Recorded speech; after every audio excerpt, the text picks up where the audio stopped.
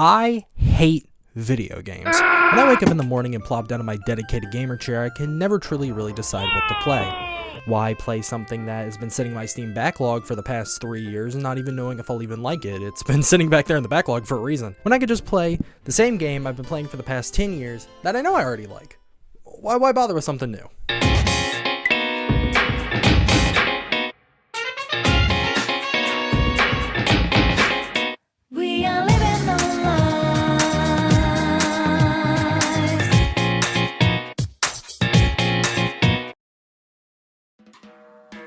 So, what is a forever game? Well, I'm sure at least one of you have heard of Fortnite. A forever game, at least my definition of it, is a game that regardless of content or scope can be played for, well, forever. Whether this be through the sheer amount of content, replayability, or community surrounding the game, or even in some cases a jank combination of all three. Essentially, it's a game that can be replayed over and over again where the player can experience new content, new challenges, new means of exploration and entertainment without the game ever, well, truly ending. Anyone who's ever laid their hands on a controller has that game that regardless of time of day, the season, or if the Panzer Dragoon remake came out, they'll still go back to that game, and that's essentially what I'm talking about today. Technically speaking, any game can be a forever game regardless of these three concepts, including SmackDown vs. Raw 2008 featuring ECW. Banger game, by the way. And even talking about forever games in general is kind of hard because people's opinion on what really is a forever game kind of change between person to person. This video even went through several different rewrites where I was trying to find the right format of how to talk about this, and I think I finally landed on the correct format with the video you're watching now, where I'm standing in front of a green screen that's barely set up correctly in a dingy, dark, disgusting room in a Hawaiian shirt that has not been washed in like 2 weeks. So if it took me a while to finally find out the concept and structure of how this video is supposed to be laid out, then what even is it? What is the content you're currently watching? Well, I'll tell you. It's a grand survey where I asked 30 of my friends their opinions because I don't want to come up with my own. As I've already stated, I asked 30 of my friends their choice on what their forever game is. And using those results, I'll tell you what, at least according to this very specific group of 30 people, are the most popular choices for forever games. So, without further ado, it is time to ask these 30 people what their forever games are, and yeah, oh boy, I sure do wonder what opinions they're gonna give me. Also, a quick disclaimer before we really get into the meat and bones of all this. Some people said more than one answer, and I was perfectly willing and accepting to accept more than one answer from people. The max I gave was 3. So you're not gonna see 30 games, I think it's more close to like 45 or 50. I didn't exactly count. Just quick disclaimer before we really get into this. So, without further ado, what were the 30 people's choices? That is not proper grammar, but I'm not going to go back and record this.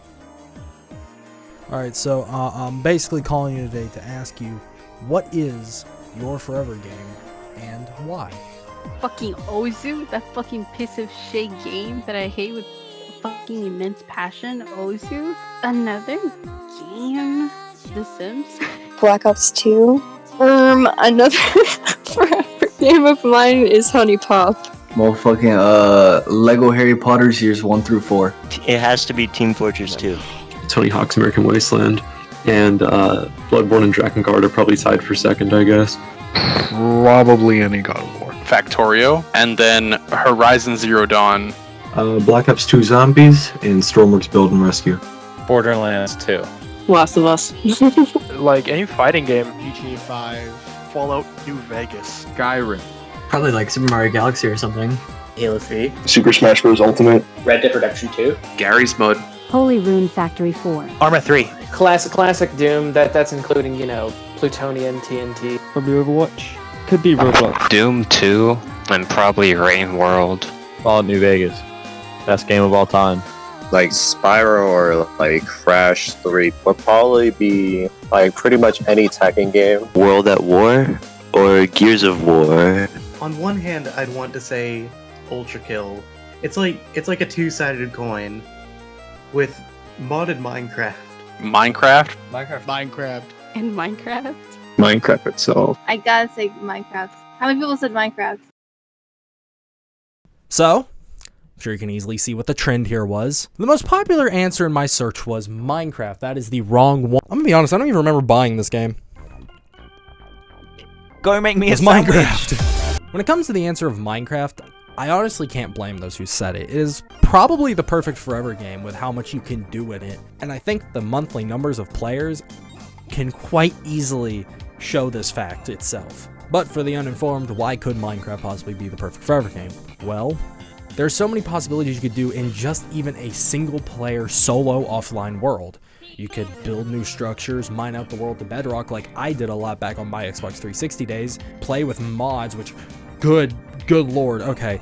Future Jayme, when you're editing this and making it look all snazzy, can you do like a quick statistic run? No. Tangent aside, that's also not to mention all of the multiplayer servers that you could go into. Hypixel still has a lot of players each month, and Mineplex too. Those were the two big ones I used to play on. So all in all, it really makes sense of why Minecraft was the most popular answer with all of these things. Hell, some people I surveyed even wanted to say Minecraft, but felt it was too basic of an answer, which I kind of get. If I'm asking you a question that's directly getting put in a video, I don't think you want to be the one person that says Minecraft when you know that so many other people are going to say Minecraft. That's also probably I got some of these weird answers I got. God,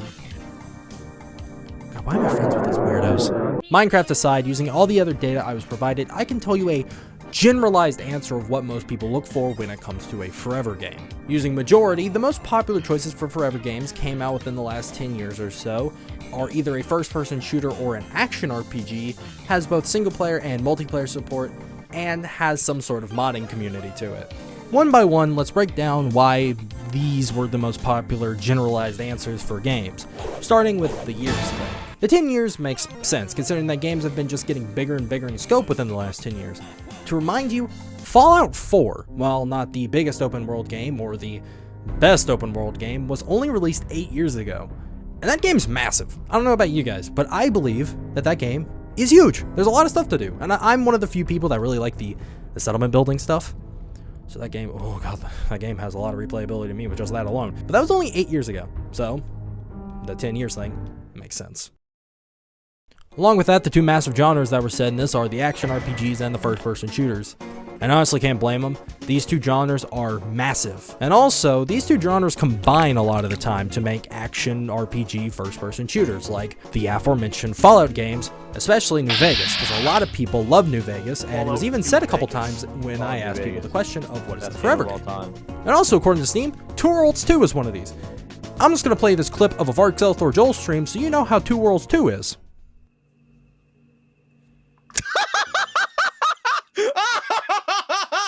Wrong place. Holy shit. The option to play single player and multiplayer is also an extreme given, as sometimes I want to play a game by myself, enjoy the atmosphere, and get really into the game. Like Sword Art Online. I am Kirito. I'm a beater. I beat my wife. And other times, I want to play multiplayer, where I can stream on my friends because we thought it was a good idea to play gun game with the fact that when you knife someone, you get sent all the way back to the first weapon, and you're on the last gun, and it's so much fun, I swear! Hey, that's alright. That's still good footage. Oh, fuck my pizza. And the last part of the generalized answers is modding, and let me be honest, do I even have to explain why modding is the big one? It allows for infinite replayability of some games, with new mods being released for some games daily.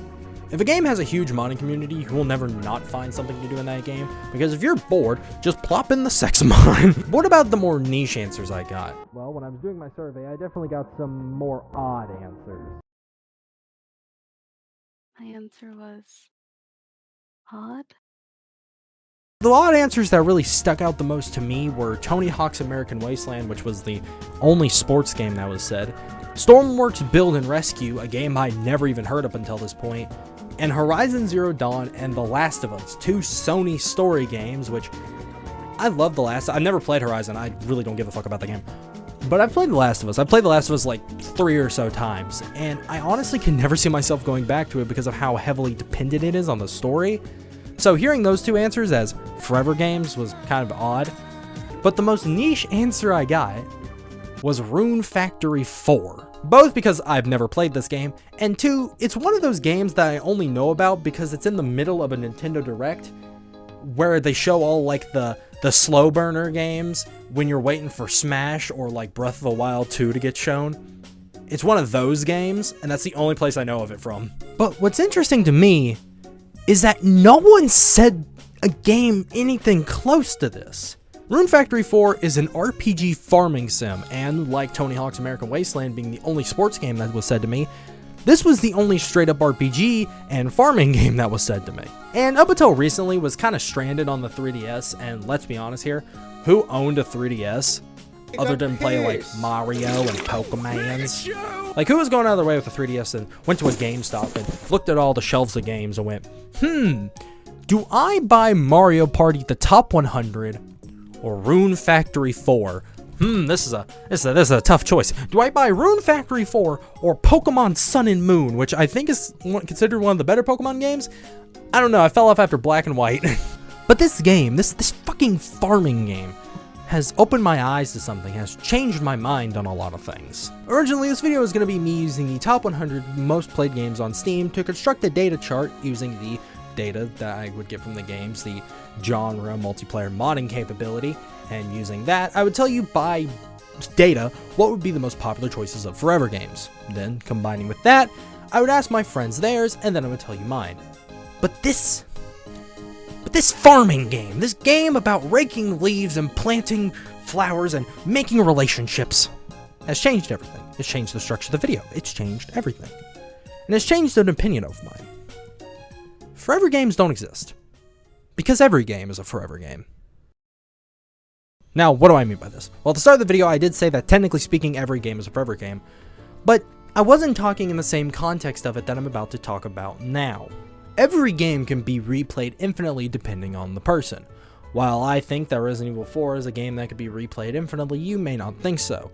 And you may think that Persona 4 is a game that you can be replayed infinitely, while oh boy, I definitely don't. That 6-hour opening is enough to make me not want to play that game ever again.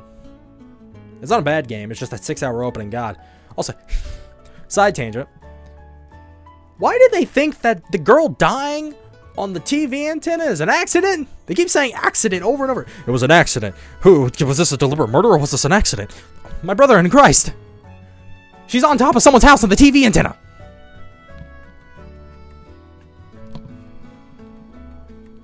Am I stupid for thinking this? Games are one of the most interesting pieces of art out there because it's a piece of art that you can live through over and over and over again. And just like how normal art, everyone has a different interpretation of the piece, everyone has a different level of enjoyment in a game. And that leads us where we are now. Technically speaking, forever games do exist, like Destiny 2, World of Warcraft, Fortnite, and the one that's been the reason this video got delayed. It was originally supposed to come out around Valentine's Day time, but I've been playing this game a little too much, is Fallout 76. God, I love Fasnacht Day. You'll realize that the list consists of mostly MMOs, as MMOs really are forever games. You can play them forever. There is not an end to the content. These games that have these large virtual worlds where the players can infinitely interact and experience them, well, that is technically a forever game. But those are artificial forever games, games that are just pumped full with content. But a real forever game is a game that, regardless of its popularity or its content or its replayability, is a game that you can always look back fondly on, a game that you can always go back to. A real forever game is a game that we'll never forget. The first games we played, the first games to scare us, the first games where we felt a sense of wonder and amazement, our first games that we got mad over, our first games that we bought with our own real money. These things add up to make games that we'll never forget. So thank you, Jonah. Thank you for saying your horribly stupid and niche answer that changed the entire scope of this video. Now, before I go, I will tell you my forever game. I think it's only fair after I kind of exposed a lot of people in their forever games. Well, other than Fallout 76 being my choice of a forever game, my other choice is most likely Blackjack, because I'm going to be playing that game forever, trying to recuperate the amount of money I lost after betting so much. I have a severe gambling addiction, and I'm in extreme debt.